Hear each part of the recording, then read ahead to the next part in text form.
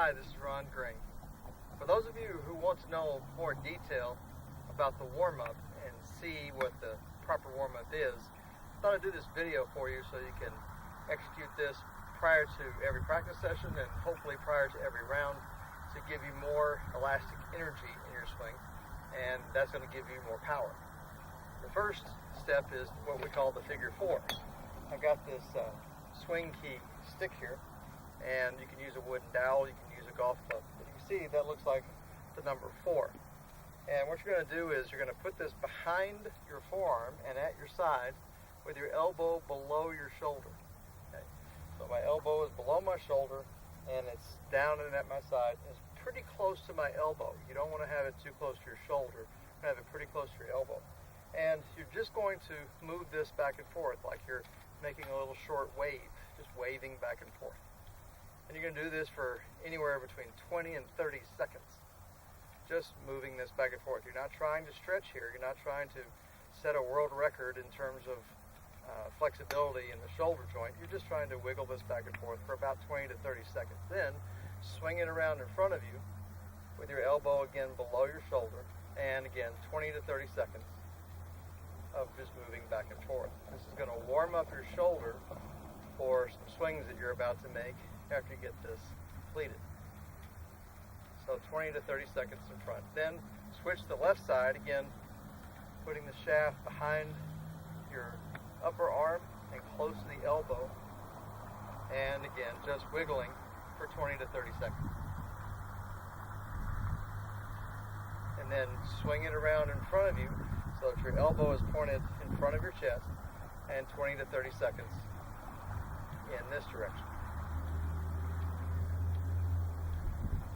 After you've completed that, go back to the right side and pull on the bottom part of this stick here, or your driver, or whatever you're using, and just hold.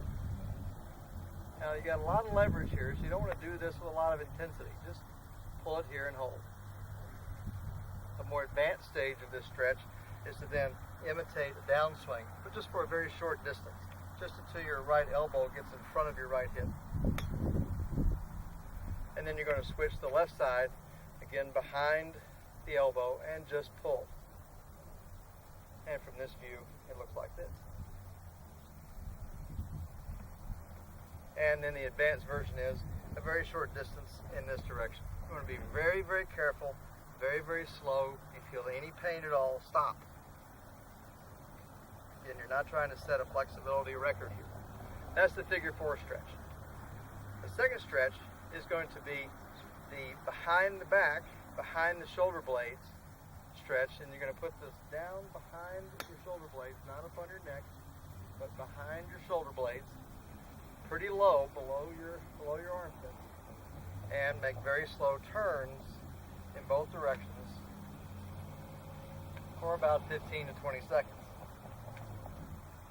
After those 15 or 20 seconds, you want to stay here and just pulse. Just letting your body know that it's okay to turn this far. You do not want to restrict your hip turn in any way. You do not want to restrict your foot movement in any way. If you need to lift your left heel off the ground, do that. Same thing in the follow-through. Just pulse. Notice I'm turning my hips here as much as I'm turning my collarbones. Holding this rod up against both shoulder blades. Do not want this rod to come off of my shoulder blades in any direction. Don't want to slide it back and forth. I don't want it bouncing off of my shoulder blades. I just want to hold it against my shoulder blades and rotate the hips, rotate the trunk, rotate the hips, rotate the trunk. The third stretch is an overhead press. Now, if you cannot push this up in the air over your head, eye level is just fine.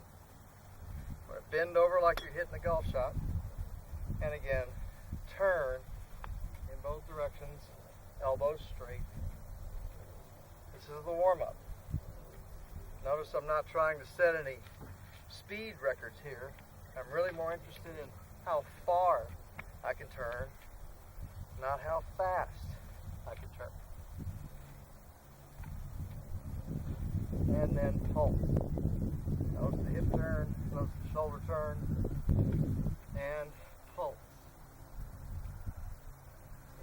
do this at eye level, pulse, and pulse. The last part of the warm-up is to do what's called a slow motion step change of direction. In this exercise, you're going to take a tiny little step to the trail side. If you're right-handed, that'd be the right side. Kick your trail foot and then step towards the target. Again, very slowly, like this.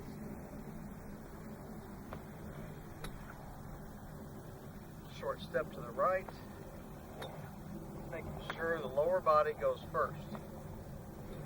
You don't want to get what we call Velcro foot here.